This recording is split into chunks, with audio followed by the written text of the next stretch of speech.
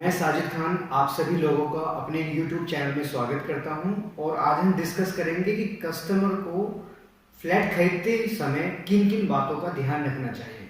Customer को property खरीदते समय दो बातों पर ध्यान रखना बहुत कंपलसरी है। Number one, builder prospective, number two, associate prospective. लेकिन अगर हम देखते हैं तो बिल्डर और एसोसिएट प्रोस्पेक्टिव से पहले इंसान को अपने बारे में जानना बहुत जरूरी है।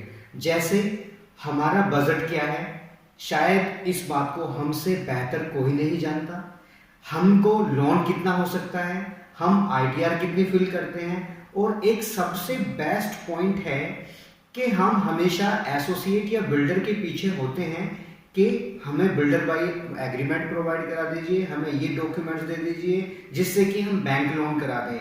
यहाँ पर कस्टमर की एक ब्लंडर मिस्टेक होती है। बैंक को किसी भी डॉक्यूमेंट्स की जरूरत तब पड़ती है जब आपका डिसबर्समेंट अमाउंट का डिसबर्समेंट बिल्डर को देना होता है। उससे पहले आपको अपने डॉक्यूमेंट्स के बिहाफ पर बैंक से ये चेक करा लेना चाहिए कि आपकी एलिजिबिलिटी कितनी है, आपको कितना लोन हो सकता है।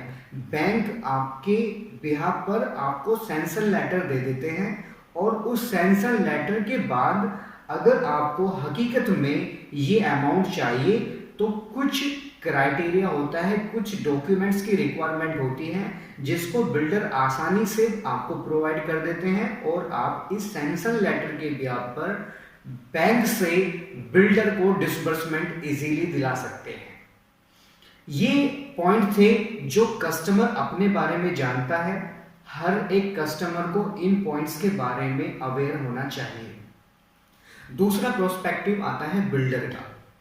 बिल्डर पॉइंट ऑफ व्यू से मैं आपको बताना चाहता हूं, जब भी कोई कस्टमर मार्केट में फ्लैट्स खरीदने के लिए उतरता है तो सबसे पहले उसकी प्रायोरिटी होती है कि उसकी लोकेशन, यानी कि प्रोजेक्ट्स की लोकेशन की प्रेफरेंस क्या होनी चाहिए, उसके प्रोजेक्ट्स के लेआउट्स क्या होने चाहिए, बिल्डर का प्रोजेक्ट रेरा के अंदर रजिस्टर्ड है या नहीं है, अगर है तो बिल्डर का पास्ट रिकॉर्ड क्या है, बिल्डर किस कैटेगरी का है, क्या बिल्डर के ऊपर कोई भी लायबिलिटी या फिर कोई सोशल साइट्स पर कोई स्कैम, या मैं कह सकता हूं कि डिलीवरी में पास्ट रिकॉर्ड कैसा है, ये चेक करना बहुत जरूरी है।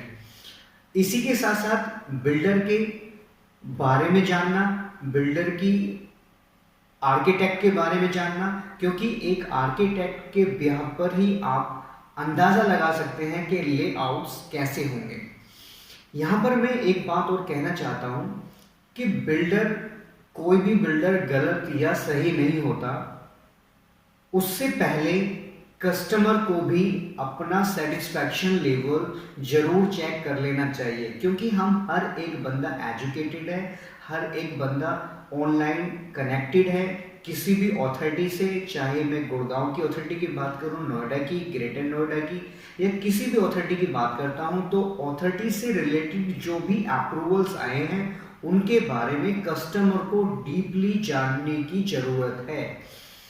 अब बात आती है कि इन सब बातों के बाद क्या जो आप अमाउंट बुकिंग दे रहे हैं या फर्दर अमाउंट देंगे, क्या ये अमाउंट एस्क्रो में जाएगी या नहीं जाएगी, बिल्डर का कंप्लीशन कितने ईयर में होगा, अगर बाय द वे आपका कैंसिलेशन कराना चाहते हैं तो आपके ऊपर क्या पेनल्टी लगेगी, आपकी अमाउंट कितने टाइम में रिफंड हो जाएगी, ये सारी बातें स्टार्टिंग में क्लियर कर लेनी चाहिए बिल्डर से। थर्ड स्टेप आता है एसोसिएट का। एसोसिएट, मेरी सलाह है कस्टमर को कि कस्टमर एसोसिएट के साथ बार्गेनिंग ना करें, क्योंकि जब आप बार्गेनिंग करते हैं तो एसोसिएट आपको वो ऑफर करते हैं जो उनको ऑफर नहीं करना चाहिए।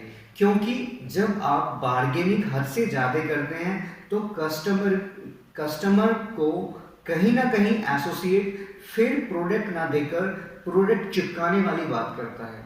तो यहाँ पर एक सलाह है कस्टमर के लिए कि अपने टाइम को वैल्यूएबल बनाएं और जो भी प्रॉपर्टी करें, खरीदें, वो रेफरेंस के बिहाफ पर खरीदें, क्योंकि जैसे मैंने बताया है कि real estate is the game of references. आपका फ्रेंड्स, आपके फादर, आपके पेरेंट्स, आपके रिलेटिव्स जिस एसोसिएट से प्रॉपर्टी खरीदते हो, कोशिश करें कि वो एसोसिएट की सर्विस कैसी है उनके साथ, क्या वो टाइमली सर्विसेज देता है, क्या वो अच्छा प्रोडक्ट पिच करता है, क्या उसको कंप्लीट नॉलेज है, क्या उसका रजिस्ट्रेशन रेरा के अंदर है या नहीं है। तो ये सारी बातें बायर को खरीदने से पहले जानना बहुत जरूरी है। अदरवाइज ये बातें अगर कस्टमर नहीं जानता या मार्केट में जाता है, अपने बिहाफ पर स्टडी करता है और जाकर खरीद लेता है, तो यहाँ पर एक चैलेंज कस्टमर के सामने आता है। वो चैलेंज होता है कि कस्टमर को सर्विस किस बिहाफ पे मिलेगी, क्या बिल्डर्स को कंप्लीट सर्विस दे पाएंगे। यहाँ पर मेरी एक राय है कि एसोसिएट को हमेशा इन्वॉल्व करें और अपने एसोसिएट के साथ साथ एक ट्रस्ट बिल्ड करें।